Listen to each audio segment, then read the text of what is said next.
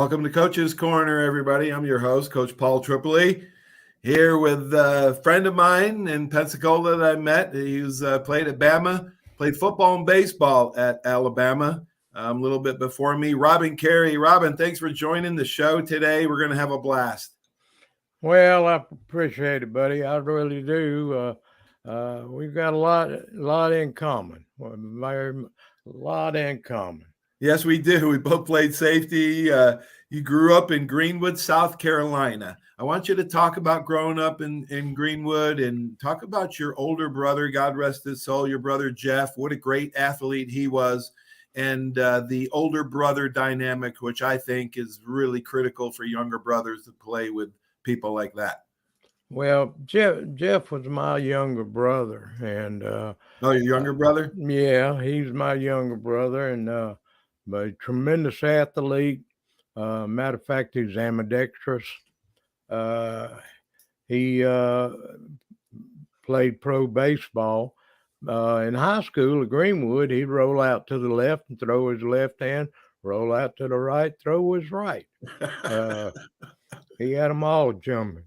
Is he a switch hitter too? Switch hit? No, he's just a thrower.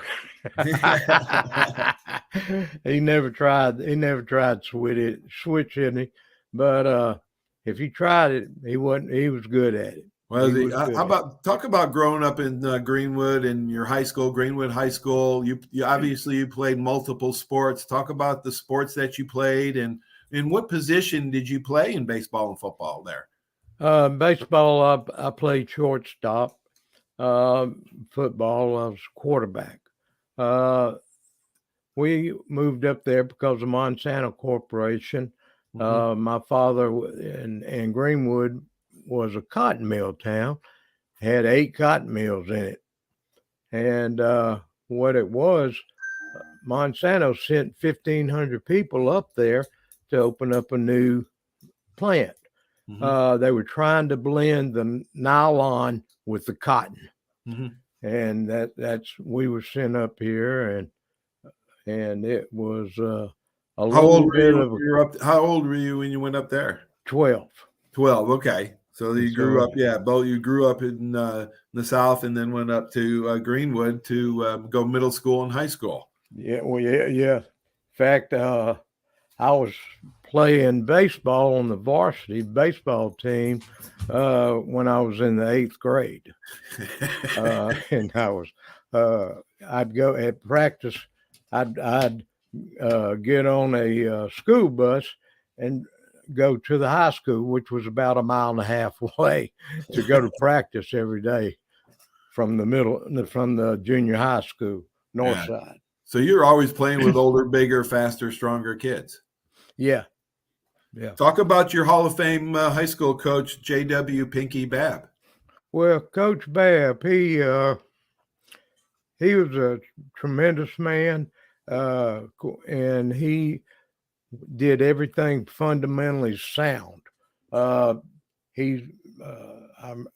remember you could make a touchdown and you thought you were doing all the right things, but he would find something that you weren't doing correct. It just made you a better person and a better player because you wouldn't make those mistakes again. But he was very, very well thought of all around the lower south or southeast high schools. You know, I was lucky as well to have that Hall of Fame coach, George O'Leary, as my high school coach. But I think it was a much bigger jump. Even though we had Hall of Fame high school coaches, it was a huge jump for me from high school to college than it was from college to pros. You took a different path. You went to Marion Institute. I played on the JV football team at Alabama for 3 years. So I played against Marion Institute for 3 years. Yeah. Talk about how you went to Marion Institute and how the heck did you get to Alabama after a year at Marion? Well, originally I'd signed with Alabama and I'd messed up on the ACT test to get in Alabama. Mm-hmm. You had to have a 17. Right. In fact, when I had to take the ACT test, it was the day after our senior prom the morning, and I had to drive to Clemson, South Carolina, to take the test.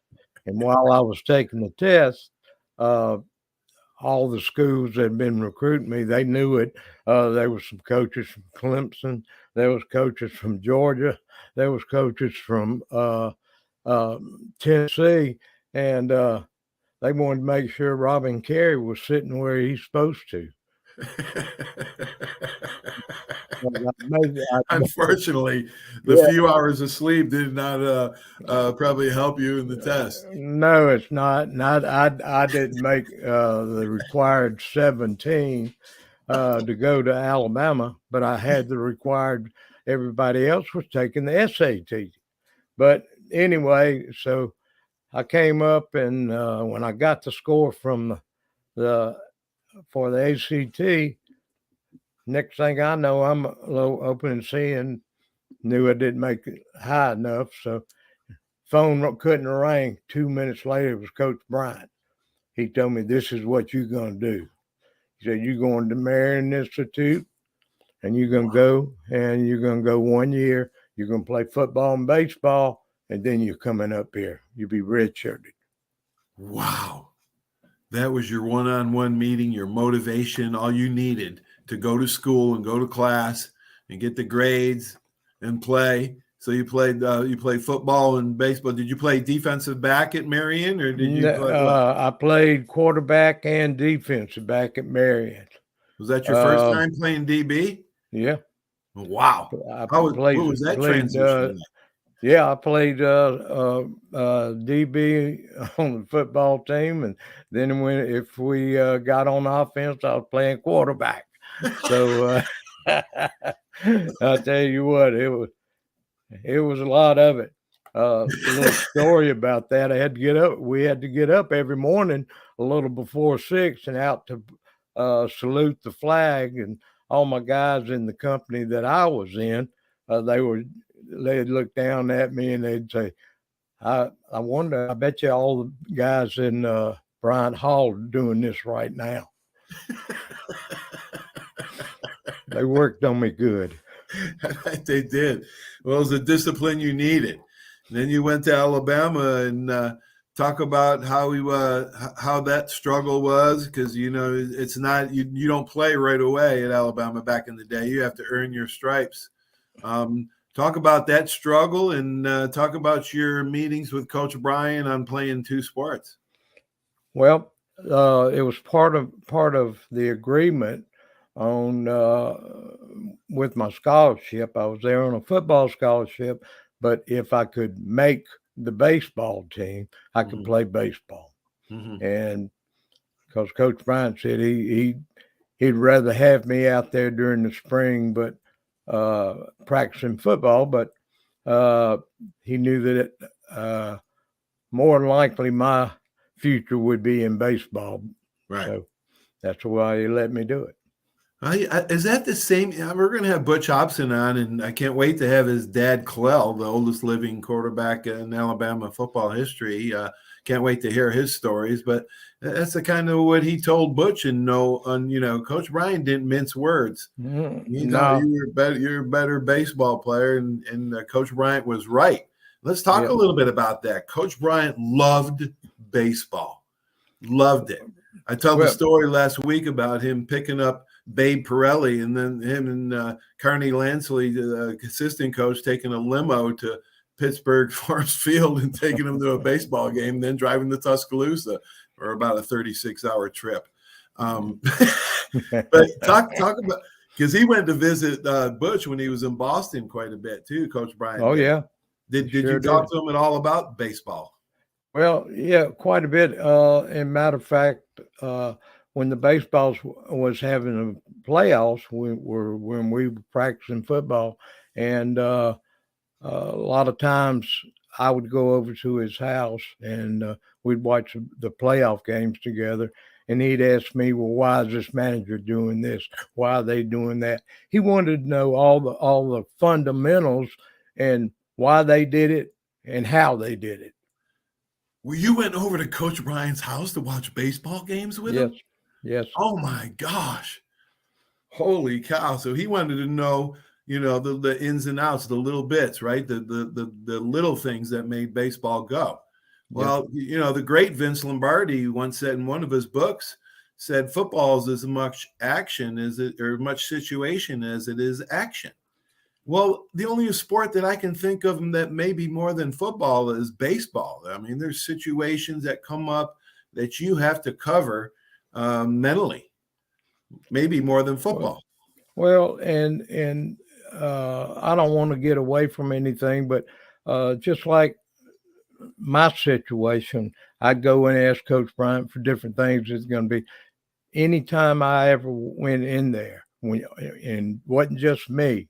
It was not this, when you go to leave, it's not this, well, if this happens or that happens, well, we'll see here. You knew yes or no when you walked out that door. Oh, man, so true, so true. Let's talk a little bit about Butch Hobson. He played football and baseball at Bama. Was he your teammate, and were you the only two dual athletes, or was there one or two more? Well, that was Paul Spivey. He also played, and he was a running back and a good one. And then Glenn Woodruff. Glenn, he was a quarterback. He went the Marion route, but he played football and baseball. He caught on the baseball team, and he was tight end on the football team. All right. Robin, who is the greatest two-sport athlete that you have ever seen? Was it like Deion Sanders? Bo Jackson was the best that I ever played against, but I vote for Wathohawk, Jim Thorpe, the great Jim Thorpe, with a DB award in the NFL, or the NFL, the best DB is named after Ray Guy. He played with Southern Miss. He played football. He was on their basketball team. Oh my gosh! And he played on the football team. And what they would do whenever we would play them in baseball, they'd wait. We always played a double hitter. They would wait until the second game when it was twilight, and he was a pitcher. And he could throw it 90 plus every pitch. Wow, what a unique answer, Ray Guy, the Hall of Fame. I think the only punter in the Hall of Fame. He is. Ray Guy. He is. Great Oakland Raider and Kenny Stabler teammate. Well, I tell you what, he did, but he was also offered a baseball contract. Pitching. Oh my gosh! So he's a three-sport athlete. He was great in all three sports. Yeah. All right, that may take it, but I'm sticking with Thohuck. I'm sticking with Jim Thorpe, the defensive back. I think you got a good one there. Come on, man. The defensive back is the hardest position on the field. Let's face it, man. They're coming forward full speed and knowing where they go. You're going backwards and don't know where they go. And I used to tell my defensive backs that you carry a lot of responsibility on the field, because one slip, one misstep, and it's 6 points for the other team. That's right. Not the case for every other position. So you got a big responsibility. All right. Let's see. Talk about your some of your teammates. You had Bob Baumhauer, Tony Nathan, Dwight Stevens, Richard Todd, Sylvester Kroom. Talk about the reunion that you guys had, 40-year reunion a couple of weeks ago. Oh, we had a couple of them. Richard Todd was there.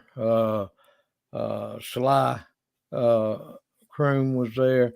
Baumhauer was there. He's at all of them. But we had over 70 guys and coaches there.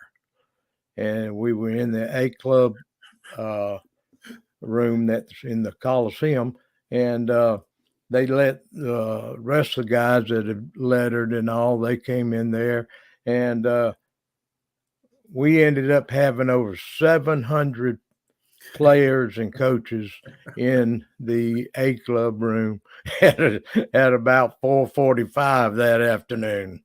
My goodness, from the 1973 championship team. that carried, oh my gosh, that's 40 years ago, and you had that many people in there. That's a Yeah. beautiful thing. Wow. Yeah, Coach Kroom, John Croyle, is he a teammate of yours? The Yeah, great John John. In Croyle? fact, John was there. Paul Spivey was there. Richard Todd, we mentioned. Gary Rutledge was there. Yeah. Jack O'Rear.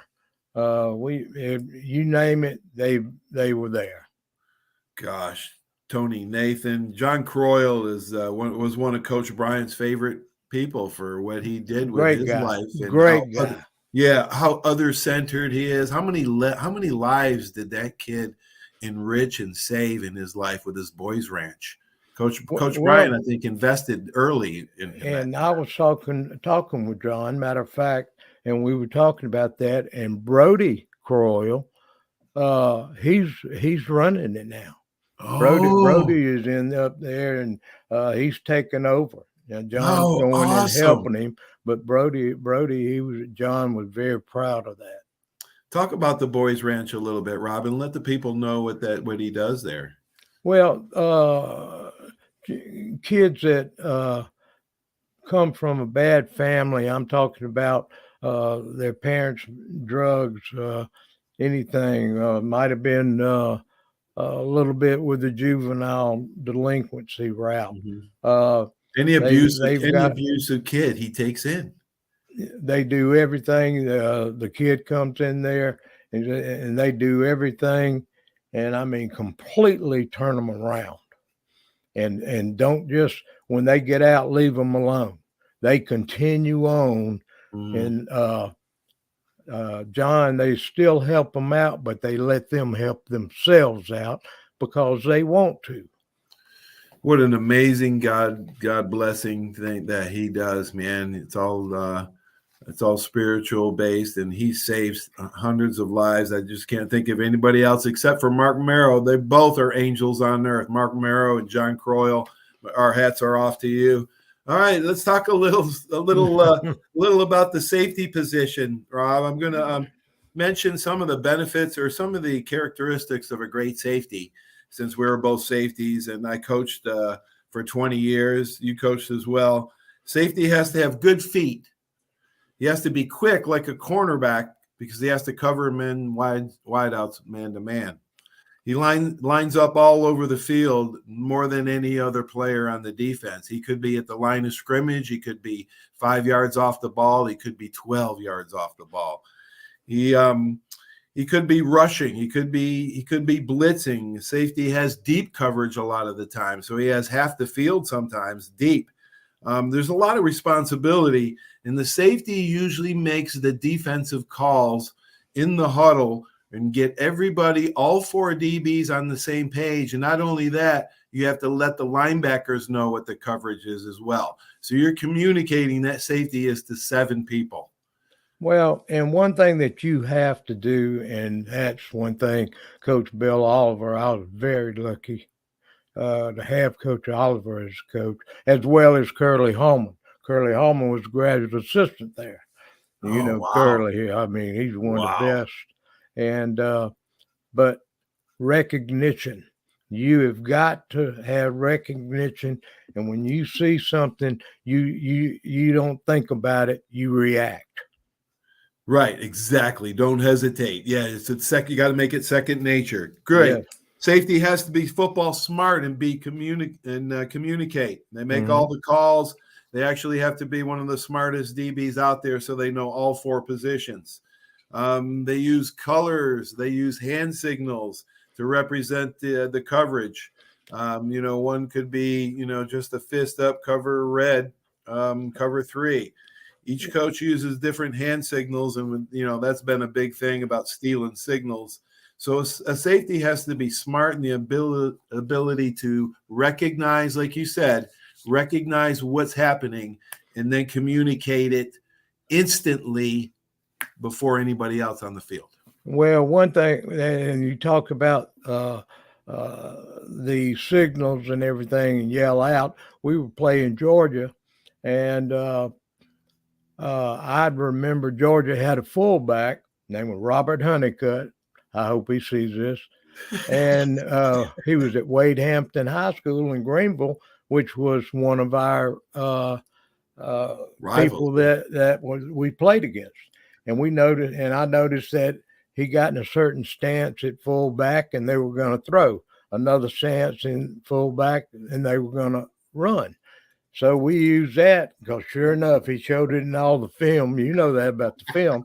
He showed it in there, and we had the linebackers coming up there. If he got in that one where they were going to run, he'd check off to deer. And then if he saw him where he was in that other one, knew they were going to pass. Eagle. All of a sudden, it was foul. So there ain't no telling what they would have called. But it goes on every week in every football game, every single level, every single year for decades. What are they talking about stealing signs? Come on, man. I thought that was part of it.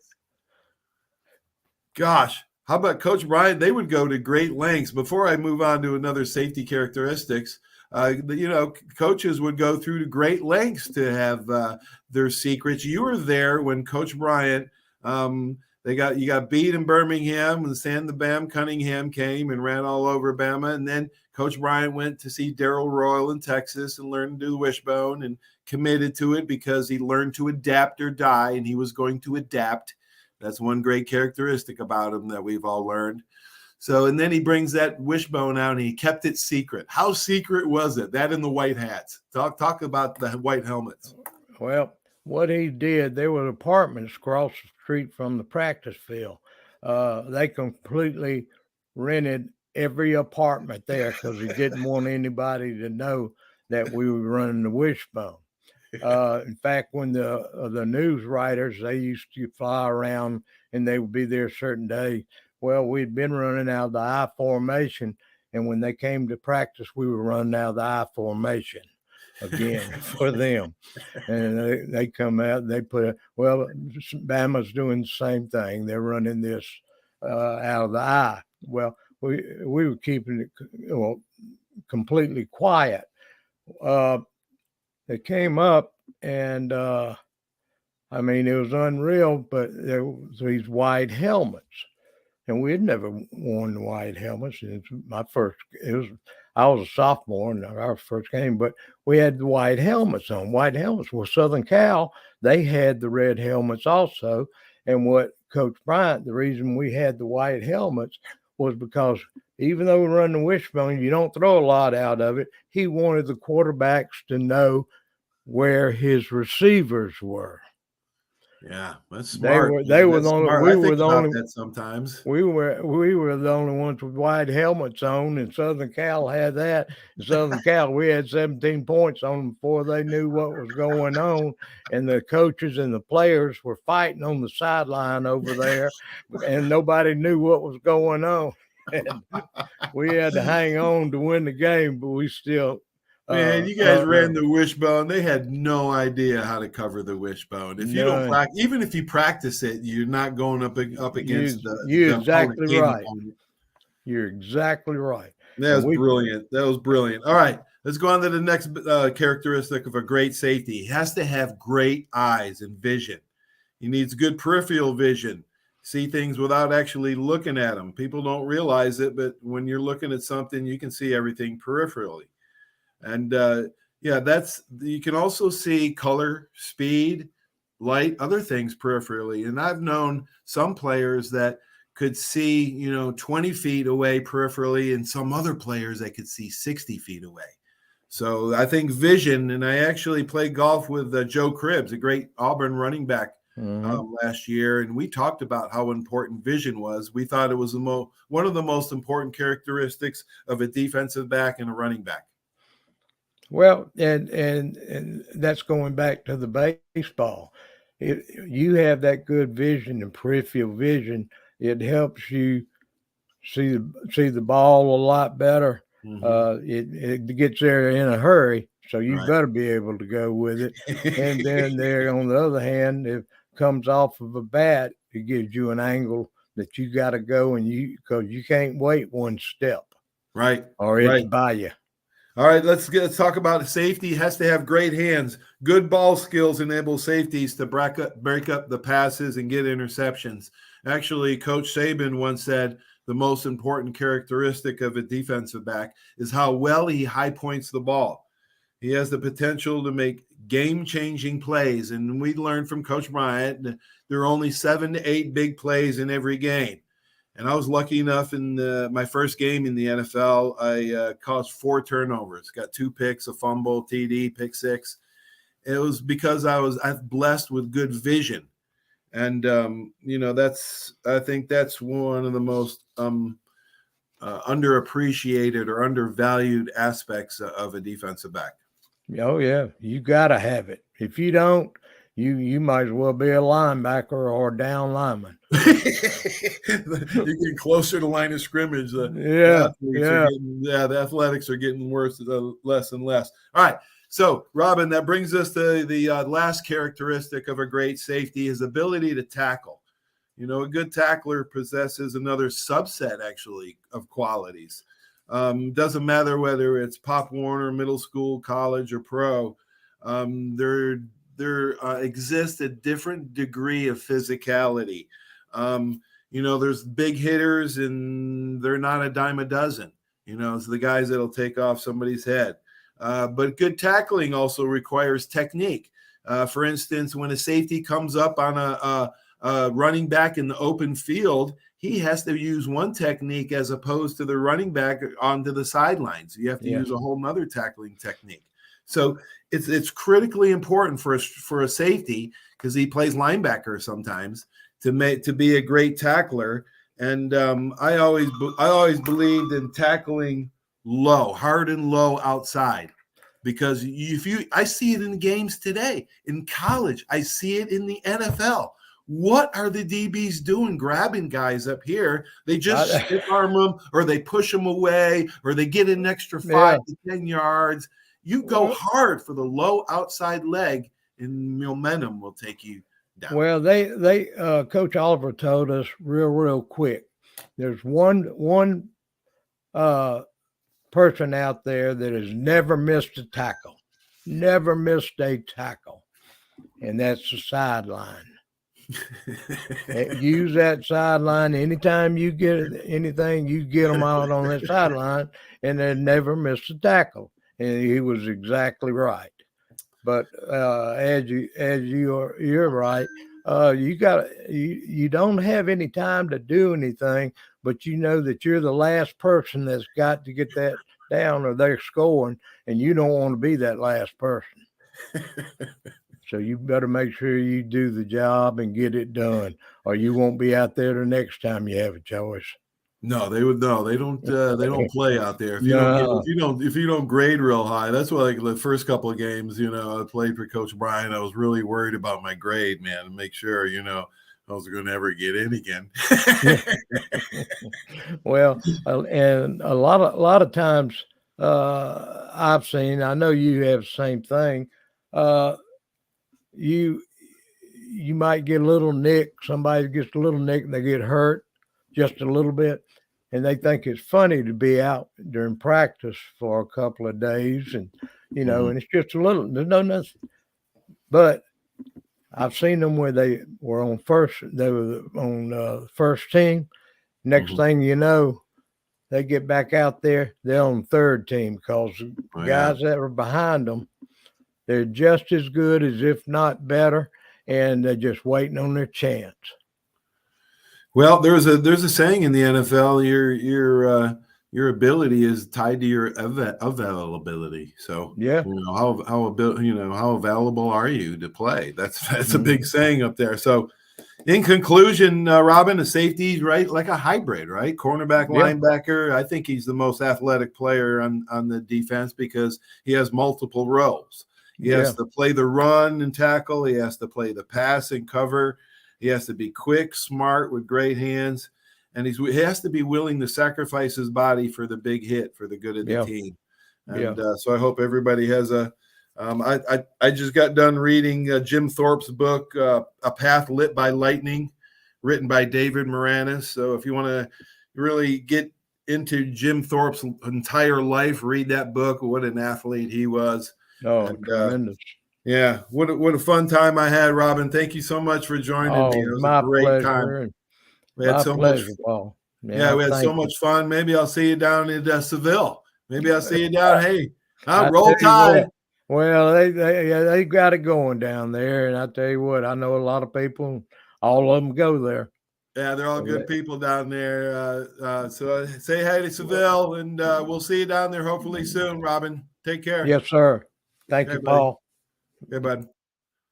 Wow, that was great. Robin Cary, great two-sport star at Alabama. Wish we had time to get into, but we'll have him on again, and we'll talk some more game stories and so forth. But hey, everybody, thanks for watching the show. I really appreciate it. Stay tuned for these important messages. We're always trying to improve Coach's Corner. Improvements are coming soon. Have a great sports weekend. Roll Tide! There's a reason why Hill Kelly in Pensacola is the #1 selling Chrysler Dodge Jeep Ram dealer between Jacksonville and New Orleans. While other dealers have taken advantage of a competitive market with higher prices, Hill Kelly has discounted prices to the lowest of the year. And Hill Kelly in Pensacola won't surprise you with excessive charges beyond the selling price. Come see why people from Milton, Pace, Foley, Bay Minette, Daphne, Gulf Shores, Mobile, and beyond are driving to Hill Kelly in Pensacola to buy their next new Chrysler, Dodge, Jeep, or Ram. At Hill Kelly, the bottom line price and your satisfaction are what really matter. So before you sign, check the bottom line and make the trip to Hill Kelly in Pensacola to see what true local ownership can do for you. At Hill Kelly Chrysler, Dodge, Jeep, Ram, Highway 29 in Car City, Pensacola. Or shop online 24/7 at hillkellydodge.com. When it comes to bottom line pricing, nobody beats a Hill Kelly deal. Nobody. Bill, some game, huh? I haven't really noticed, Paul. What? The biggest game of the year? I've been looking over my insurance. Talk about problems I'm trying to figure out. Well, do what I did. Call the Seiler Agency. They showed me what I needed and what I didn't. They even saved me money. Now, instead of worrying about my insurance, I can worry about the big game. Contact the Seiler Agency at 476-7443 for all of your insurance needs. Your independent agent for home, auto, boat, RV, commercial, general liability, life, and sound investment strategies. Call 476-7443 today. 75 years of service and high-tech today. It's Pensacola Glass Company at 433-8348. High-tech is a term often applied to advanced services and products in today's marketplace. And today, glass is much more than a simple pane of brittle, see-through stuff we hit baseballs through when we were kids. Glass is now a product with unique flexibility in both performance and application. And Pensacola Glass Company is growing right along. That's Pensacola Glass Company at 433-8348. Did you know there's a place where you can get good neighbor service and surprisingly great rates on your home and auto insurance? Yep, and that place is, ta-da, State Farm. Here's the deal. State Farm agent Will Rentschler is your go-to agent in Pensacola, Florida for the service you deserve at the price that you want. So stop shopping around. State Farm agent Will Rentschler has you covered. Call 850-433-4678 for your surprisingly great rates today. Like a good neighbor, State Farm is there. Legal disclaimer, individual premiums will vary by customer. All applicants subject to State Farm underwriting requirements. Step One works so hard to get you in the perfect car. Looking for a better car buying experience? With the Step One Advantage from Buick GMC, Fort Walton Beach, and Pensacola, receive no-hassle market-based pricing or incentives by pre-ordering. Looking to sell or trade? Our dedicated team will even come to you. Plus, every vehicle sold at Step One supports local charities right in your neighborhood. Experience the Step One Advantage at Buick GMC, Fort Walton Beach, and Pensacola.